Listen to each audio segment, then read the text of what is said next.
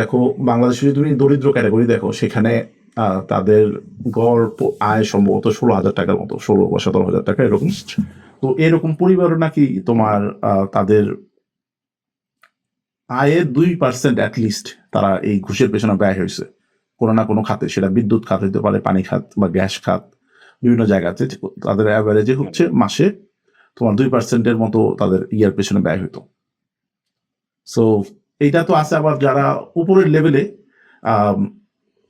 তাদের ক্ষেত্রে দেখা গেছে যে ইয়ার ঘুষের পরিমাণ বা ব্যয় যেটা আছে মান্থলি বা ইয়ারলি টোটাল যে ব্যয় হয় ঘুষের জন্য, সেইটা নাকি আবার মধ্যবিত্তের জন্য গরিবের চাইতে একটু কম। তার মানে গরিব হচ্ছে গরিব হওয়ার জন্য এক্সট্রা পে করতে হচ্ছে দুর্নীতির জন্য। সে তার ঘুষের বা দুর্নীতি হচ্ছে তার প্রপোর্শনেটলি তার যতটুকু আয় সে তুলনায় তাকে বেশি ব্যয় করতে হচ্ছে দুর্নীতির পেছনে।